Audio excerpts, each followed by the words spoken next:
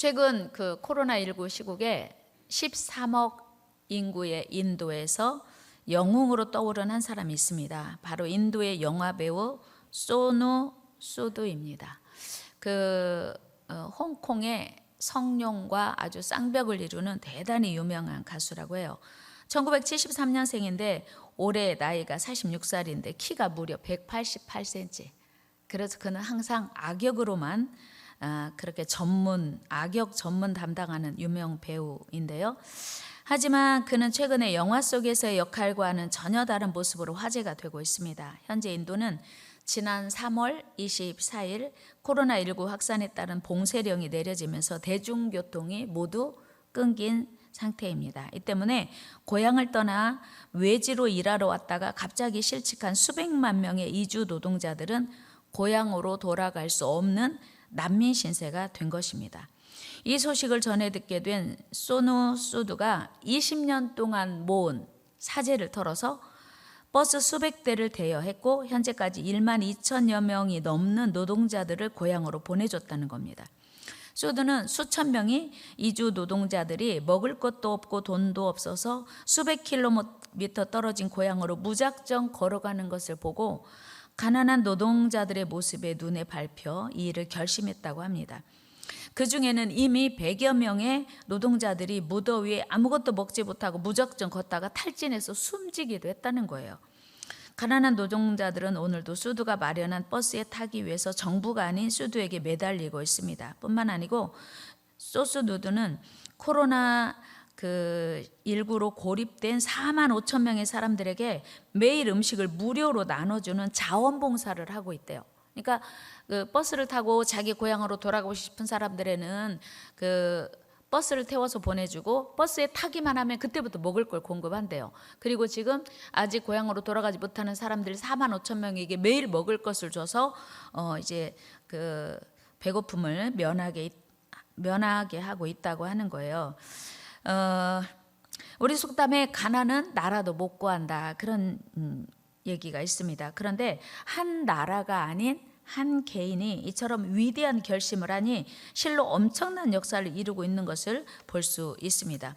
수드는 지금 단순한 가난보다 더 극심한, 더 혹독한 코로나 상황에 처한 수만의 생명을 살리고 있는 것입니다. 이런 수드의 그 선행에 대해서 인도뿐만 아니라 수많은 외국인들에게까지 이 시대의 영웅으로 찬사를 받고 있습니다. 왜요? 생명은 너무나 소중하기 때문입니다.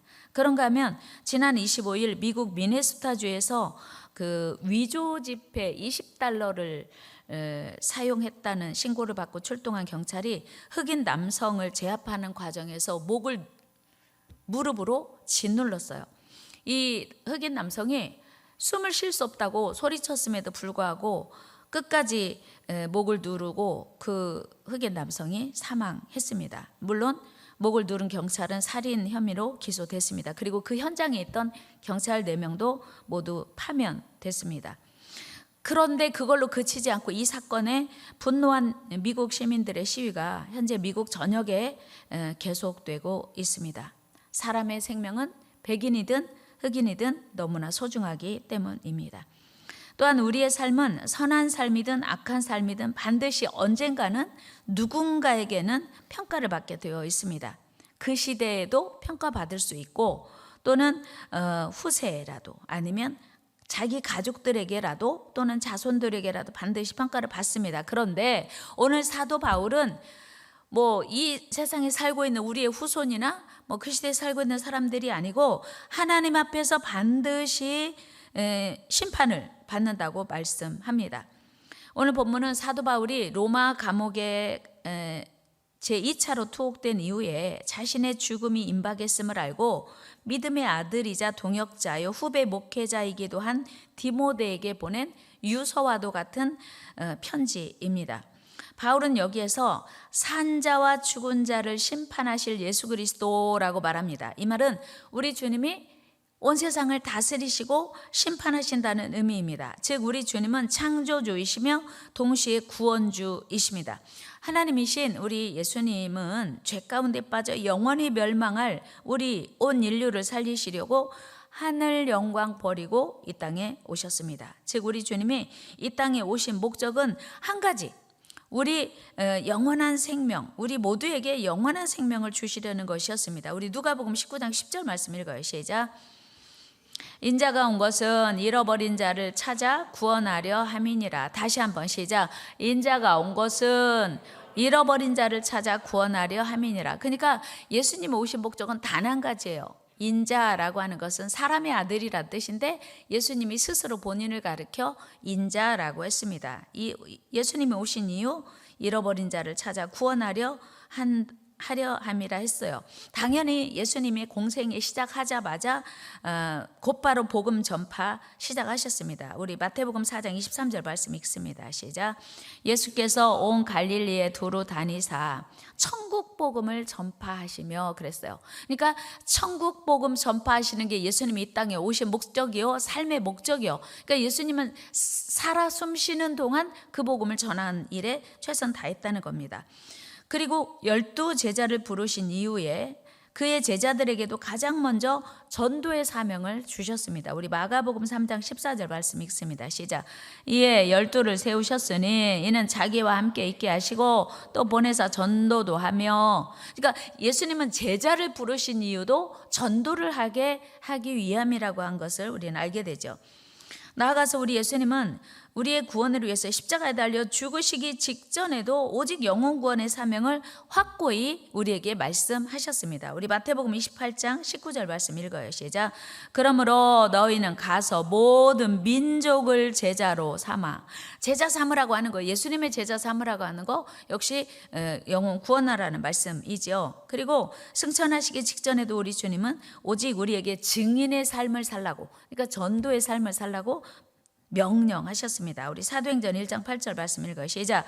오직 성령이 너에게 임하시면 너희가 권능을 받고 예루살렘과 온 유대와 사마리아와 땅 끝까지 이르러 내 증인 되리라. 내 증인 되리라. 이 말씀은 당연히 이제 예수님의 그 생명의 복음을 전하라는 것이죠. 그리고 우리 예수님은 분명히 다시 오실 것이라 말씀하셨고 그때까지 세상 모든 사람들을 선악간의 심판하실 심판주로 오신다고 말씀하셨어요. 그러니까 지금 본문에는 바울이 그 심판의 주님의 이름으로 엄히 명령한다고 말하고 있습니다. 그러니까 성경이 어느 한 부분도 따로 떼어서 생각할 수 없는 게 예수님은 출발부터 돌아가실 때까지, 그리고 돌아가신 이후에 승천하신 이후에 다시 오실 때까지 예수님의 사역의 목표, 다른 말로 하면 성경 전체의 목표가 오직 영혼 구원이에요. 사람 살리는 거예요. 그런데 오늘 그 주님이 우리에게도 말씀하시기를, 사도 바울의 입을 빌려서 우리에게 말씀하시기를 2절입니다. 다 같이 다시 한번 읽어요. 시작. 너는 말씀을 전파하라. 때를 얻든지 못 얻든지 항상 힘쓰라. 아멘. 다시 시작. 너는 누구예요? 너가 누굴까요? 이 말씀을 읽는 모든 사람이에요. 다 같이 너는 말씀을 전파하라. 마스크 쓴 사람도 읽고 안 쓴 사람도 읽으세요. 다 같이 너는 말씀을 전파하라. 때를 얻든지 못 얻든지 항상 힘쓰라. 마스크 써도요, 다 따라 읽는지 안 읽는지 알 수 있는 거는 열심히 읽으면 마스크가 움직이거든요. 다 같이 해요. 너는 말씀을 전파하라. 때를 얻든지 못 얻든지 항상 힘쓰라. 아멘. 이 하나님 명령이에요. 그러니까 다시 오실 심판의 주님을 기다리는 우리 모든 성도들은 반드시 전도에 힘써야 된다라고 말씀하는 거예요. 왜요? 전도는 죽을 영혼 살리는 거기 때문이에요. 다 같이 전도는 죽을 영혼 살리는 일이다. 그렇습니다. 전도는 이 세상에 사는 동안 반드시 이루어야 할 우리 모든 성도들의 사명이요, 사람을 살리는 일이에요. 사람을 살리는 일이에요. 그러니까 아까도 찬양했지만 예수님이 제자를 부르실 때 사람 낚는 어부대라고 명령하셨고, 그리고 예수님이 승천하시면서 다시 오실 때까지 사람 살리는 일 하라고 명령하셨습니다. 여기까지 여러분들이 말씀 들으면 목사님 우리 다 알아요. 이거 정말 거짓말 조금 보태면 1000번도 더 들었을 거예요. 다 알아요. 그런데 요즘 같은 코로나 시국에 어떻게 전도를 합니까? 좀 어쩔 수 없는 상황에서는 좀 쉬어야지 않습니까? 또는 때와 장소를 가려야 하지 않습니까? 뭐 이런 생각할 수 있습니다. 그러나 여러분 2절 말씀을 다시 자세히 살펴보면 그렇지 않을 거 봐요. 때를 얻든지 못 얻든지. 그럼 무슨 얘기냐면 무슨 때 타령을 할 수가 없다는 거예요.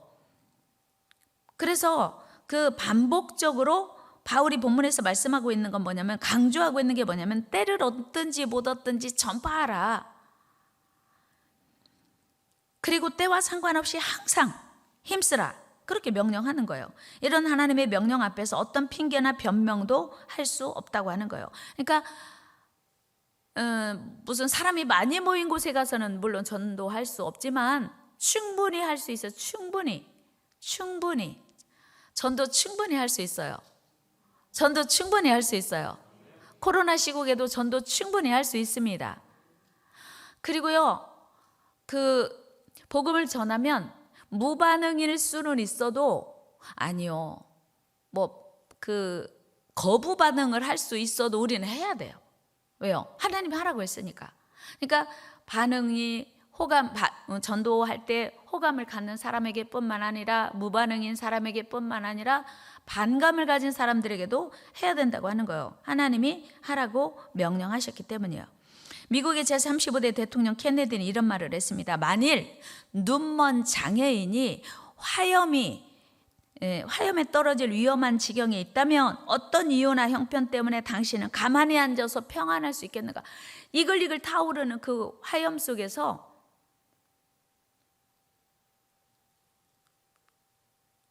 지금 거기 떨어져 죽어가는 사람을 지켜보고 있으면서 어떤 이유나 핑계 때문에 그 화염에 휩싸여 죽어갈 사람을 가만히 보고 앉아 있어서 평안할 사람이 있겠는가? 그건 불가능하다는 얘기죠. 눈먼 장애인이 앞을 분간하지 못하고 불 속에 떨어질 위험에 처해 있는데 못 본 척 한다면 어떻게 되겠습니까? 그건 간접살인죄 아니겠습니까? 당연히 그는 그 사람의 무관심, 무반응 때문에 불 속에 떨어져 죽고 말겠죠. 당연히 누군가 그 광경을 목격했다면 그 어떤 형편에서도 변명의 여지 없이 구해야 하고 구하지 않으면 살인 방조죄 적용할 수 있습니다.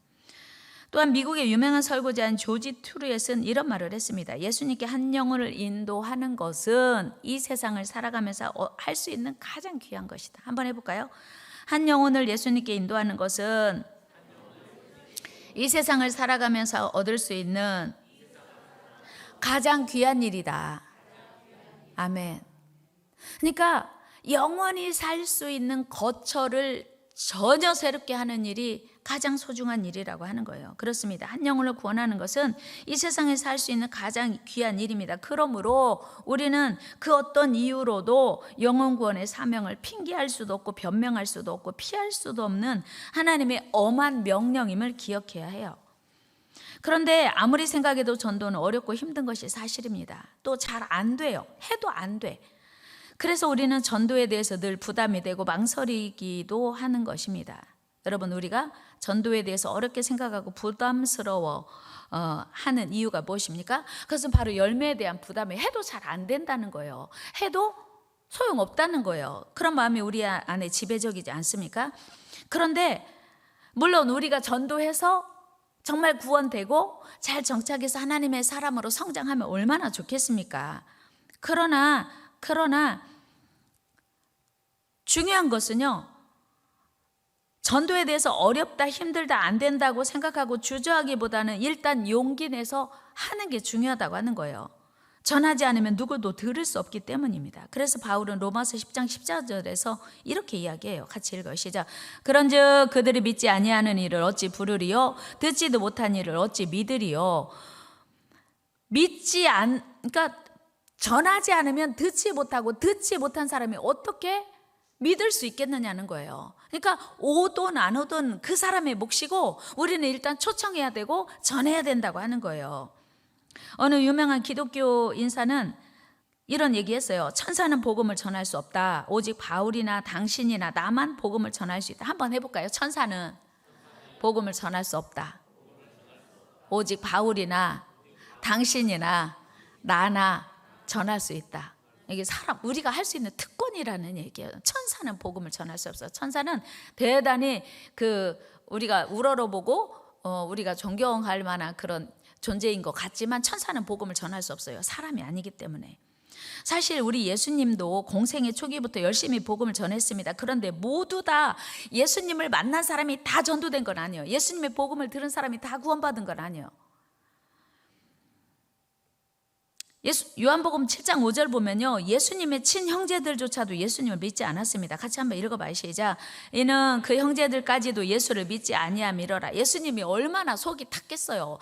다른 사람 많이 수없이 전도하고 다니는 예수님의 형제들이 예수님 믿지 않았다니까요. 그리고 물론 예수님이 십자가에 달려 죽으신 이후에 이제 그 신실한 제자가 되어서 야고보서를 기록한 제자가 바로 예수님의 동생 예수님의 동생 야고보인 걸 여러분 잘 아시잖아요. 그런데 예수님이 살아계시는 동안에는 그 동생들도 형제들도 믿지 않았어요. 그러니 예수님이 얼마나 힘드셨겠어요. 그렇다고 예수님이 전도를 포기했냐 그 말이에요. 포기하지 않으셨습니다. 그리고 예수님께서 고향에서 복음을 전하실 때도 그 지역 나사렛 사람들은 예수님 믿지 않았어요. 저 예수 그 형제가 누구잖아. 그리고 아버지는 요셉, 자기가 뭐 하나님이라고 구원을 준다고 그런 얘기했어요. 마태복음 13장 54절 같이 읽어요. 시작.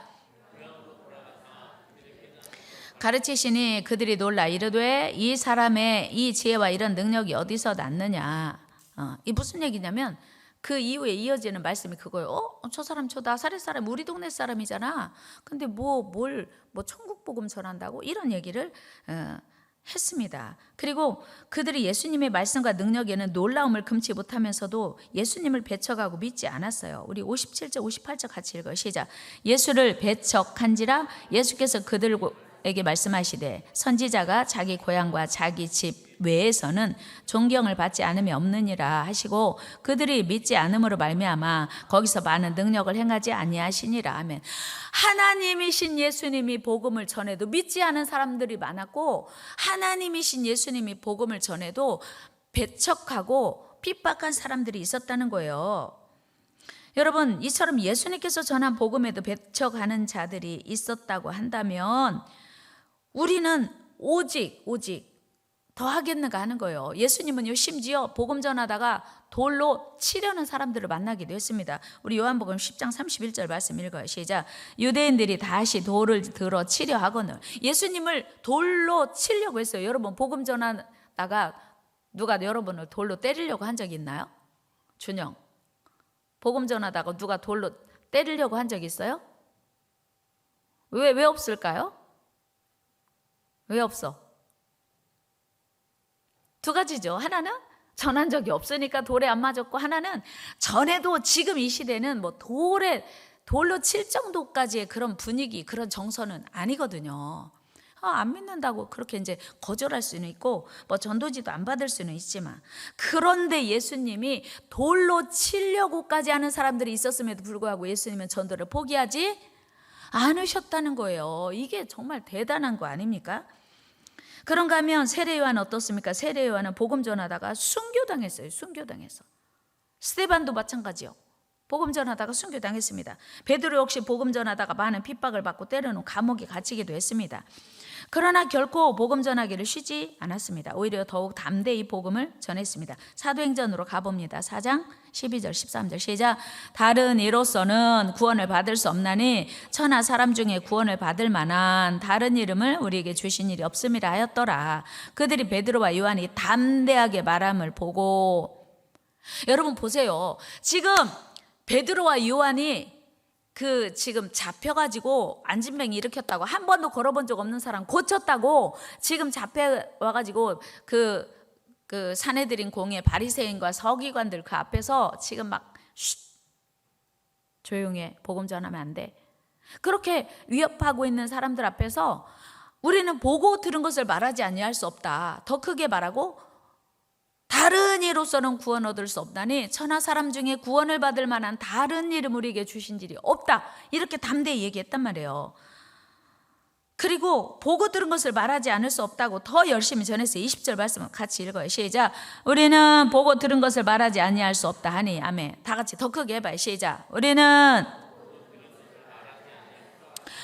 보고 들은 것을 말하지 아니할 수. 그러니까 지금 체포되어서 감옥에 갈 수 있는 상황인데도 보고 들은 것을 말하지 아니할 수 없다고 담대히 말했다고 하는 거예요. 그런가 하면 사도 바울은 또 어떻습니까? 사도 바울 역시 그 어떤 상황에서도 결코 위축되지 않고 열심히 복음을 전했습니다. 그 결과 매도 맞고 감옥에 갇혔습니다. 뭐 맞고? 매 맞고 어디 갇혀? 읽어봐요. 제 얘기 아니에요. 사도행전 16장 21절 읽어요. 시작. 로마 사람인 우리가 받지도 못하고 행하지도 못할 풍속을 전한다거늘 무리가 일제히 일어나 고발하니 상관들이 옷을 찢어 벗기고 매로 치라 하여 많이 친 후에 옥에 가두고 간수에게 명하여 든든히 지키라 했습니다.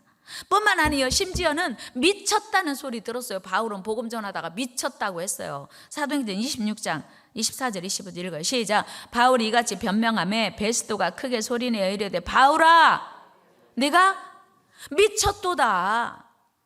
네 많은 학문이 너를 미치게 한다 하니 바울이 이르되 베스도 가까이 내가 뭐라고? 미친 것이 아니요 참되고 온전한 말을 하니다. 여러분 복음 전하다가 미쳤다 소리 들어봤어요? 들으시기를 축복합니다. 여러분 전도하다가 미쳤다 소리 듣는 것은 기쁨이요 영광이요 상 받을 일이요. 헤라나 전도하다가 미쳤다 소리 들어봤어? 안 들어봤지? 우리 그거 평생 한번 미쳤다 소리 들어보는 거 꿈 삼을까요? 목표? 옆 사람과 한번 있어봐요. 우리 전도하다가 큰 소리로 전도하다가 미쳤다 소리 들어봅시다. 응? 승환아 했어? 했어? 크게 했어? 은서가 누나지? 응? 누가 누나? 누가 위요?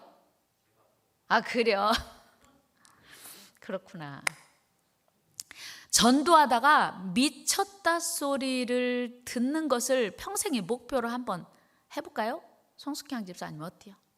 전도하다가 미쳤다 소리 듣는 걸 평생의 목표로, 아니 올해 2020년 목표로. 얼마나 좋아. 그러면 천국 가가지고 하나님 앞에 얼마나 할 말 있겠어요. 응? 대영아 친구들 많이 전도했잖아. 어디 갔어? 전도 많이 할 때 미쳤다고 친구들 했어 안 했어? 했어. 오. 근데 왜 다 안 됐고 미쳤다고 기왕에 들었으니까 끝까지 해야지. 미쳤다고 했어? 와 멋지네. 수겸이는 들어봤어? 미쳤다고? 안 들어봤어? 조금 더 해야겠네. 그 친구들 어디 가서 다 미쳤다고 해갖고 전도했는데 그 친구들 다 다시 찾아야 할 거 아니에요. 여러분 바울은요 미쳤다 그런 소리 들어도 조금도 굽히지 않았어요. 조금도 흔들리지 않았습니다. 조금도 포기하지 않았습니다. 얼마나 멋진 모습입니까? 바울을 이런 바울의 용기와 끈기 또 복음에 대한 확신이 우리 모두에게 있기를 축복합니다. 여러분 전도 예수님도 100% 결심 못 시켰어요. 그러니 우리 위로 되지 않습니까? 옆 사람에게 알려줘. 예수님도 100% 전도 성공 못했다. 해봐. 그럼요. 그냥 위로 되잖아요. 예수님도 전도 100% 성공 못했다니까요. 위로가 좀 되세요? 안 집사님? 응, 위로 되죠? 응, 그냥 해야요. 전도는 성공 여부와 상관없이 전도했냐 안 했냐가 중요하지 성공했냐 못했냐 그거는 그 사람 할 일이고 하나님이 알아서 할 일이요. 우리는 전도했냐 안 했냐가 중요한 거예요. 예수님도 전도에 100% 성공 못했으면 우리야 뭐 오지 가겠어요. 그러니까 전도는 성공률이 중요한 게 아니고 전도했냐 안 했냐 그게 중요해요. 예수님의 수제자 베드로도 바울도 전도 실패한 적이 수없이 많단 말이에요. 그럼 오직 우리는 실패하겠습니까? 그런데 중요한 것은 우리가 포기하지 않고 주눅들지 않고 지속적으로 복음을 전하는 용기. 어떻게 이 일이 가능할까요? 그것은 바로 바울의 확신 때문이에요. 바울은 이후로 하나님께서 전도에 대한 상을 반드시 주실 거라고 했어요. 전도 열매에 대한, 전도 성공에 대한 상이 아니고 전도에 대한 열매예요. 예지야, 알았어? 전도 성공에 대한 열매가 아니고, 헤라나 친구들 도로 데리고 와. 전도 성공에 대한 열매가 아니고 전도 했냐 안 했냐에 대한 상을 하나님이 우리에게 주신다고 하는 거예요. 여러분, 전도의 최고 수혜자는 누구예요? 성화야, 전도 업무 누가 좋아? 걔가 그놈이 좋아, 내가 좋아? 전도 업무 누가 좋아? 보통은 우리가 전도하면서 다 너 위해서 얻는 거요. 너 좋으라고 하지. 엄마 위해서. 공부하면 너 좋지 나 좋냐? 그럼 솔직히 엄마도 좋지 뭘. 그래 안 그래요? 근데 엄마들은 그래요. 너 위해서 하는 거야. 근데 진짜 전도야말로 날 위해서 하는 거예요. 바울이 그렇게 얘기했어요. 여기서 지금 이야기 그렇게 하거든요. 그러니까 우리가 보통 전도하면 우리는 진짜 어렵고 힘들게 전도하니까, 우리 해피데이 진행위원도 그래요. 목사님 전도하려고 우리도 힘들고 어려운데 우리도 상을 줘야지. 새로운 사람은 상 주고 우리는 안 주니까 우리는 좀 그렇습니다. 우리도 상 주세요. 그래서 지금은 전도한 사람도 똑같이 줘요. 전도 된 사람이나 전도한 사람은 똑같이 상 주거든요. 그런데 전도의 최고 수혜자는 바로 자기 자신이에요. 당연히 전도된 사람은 1등 수혜자지만 영원히 멸망받을 그 사람을 영원히 살게 되고 영원히 구원받는 선물을 얻게 되니까 그 사람이 1등 수혜자지만, 영원하신 하나님을 모르고 멸망의 아들로 살아갈 그 사람이 하나님의 거룩하신 아들 되는 거 1등 수혜자지만, 그러나 전도의 최대 수혜자는 바로 전도자 자신이에요. 바울이 누구를 위하여 전도한대요? 나를 위하여 한대. 나를 위하여. 8절 한번 같이 읽어봐요. 8절 시작. 이제 후로는 나를 위하여, 나를 위하여. 누구를 위하여? 나를 위하여 의의 면류관이 예비되어 있다고 바울은 이야기하는 거예요. 여러분, 우리가 복음을 전하지 않아서 많은 이들이 듣지 못하고 믿지 못한다는 그 책임은 우리에게 있습니다. 그러나 전했음에도 듣지 않으면 그 책임은 저들에게 있는 거예요. 그러므로 이제 우리는 하나님의 엄한 명령 앞에 듣든지 안 듣든지 기쁘게 순종해야 돼요. 소누수두는 그 한 사람의 선행이 인도의 수많은 사람의 생명을 살렸습니다. 그리고 온 세상 사람들이 지금 막 기뻐하고 박수 쳐주고 있는 거예요. 사람 살리는 일이니까. 우리하고 직접 관련이 없음에도 불구하고. 근데 사실 이 일은요, 누가 부탁한 것도 아니에요. 누가 시킨 것도 아닙니다. 그럼에도 그는 기쁘게 그 일을 감당하고 있습니다. 그는 생명 살리는 일이기 때문에 자기가 그 일을 부담 갖고 지금 하는 거 아닙니까? 그런데 우리는 분명히 하나님의 명령을 받았어요. 수도는 아무도 부탁하지 않고 명령하지 않았음에도 자발적으로 하고 있는데, 우리는 명령 받았으니 당연히 해야지 않냐 말이에요. 그러므로 안 된다고, 어렵다고, 힘들다고 포기하면 안 됩니다. 거절하면 안 돼요. 하나님의 명령은 전쟁터에 나간 병사와 같이 그 어떤 환경에서도 물러서거나 변경할 수 없는, 변명할 수 없는 그런 하나님의 지상 명령이란 말이에요. 대명령이에요. 지금 우리 하나님께서는 우리를 통해서 수많은 영혼들이 구원되기를 쉬지 않고 기다리고 계세요. 기대하고 계세요. 여러분, 우리 하나님께서 쉬지 않고 기다리고 계시니 우리도 쉬지 않고 순종해야 할 줄로 믿습니다. 우리 모두 하나님 앞에 서서 심판받는 그날까지, 면류관 받는 그날까지 생명 살리는 일에 최선 다해야 돼요. 전도는 사람을 살리기 때문이에요. 그리고 이거 하지 않으면 화가 있기 때문이에요. 목사님, 저는 면류관 안 받아요. 면류관만 안 받으면 되는 게 아니라 화가 있다고 분명히 말씀하셨잖아요. 사랑하는 저와 여러분들, 예수님도 실패했으니 실패 두려워하지 말고 부지런히 전하는 저와 여러분 되기를 주의 이름으로 축원합니다. 하나님 감사합니다. 우리에게 주신 지상 대명령 순종하게 하여 주옵소서. 하나님께서 우리에게 면류관 주신다고 약속하셨으니 그날 그 심판대 앞에서 기쁨으로 상 받을 수 있도록 우리 모두 열심히 최선 다해 전도하게 하여 주옵소서. 쉬지 않고 일하시는 주님처럼 우리도 쉬지 않고 순종하게 하여 주옵소서. 예수님의 이름으로 기도하옵나이다. 아멘.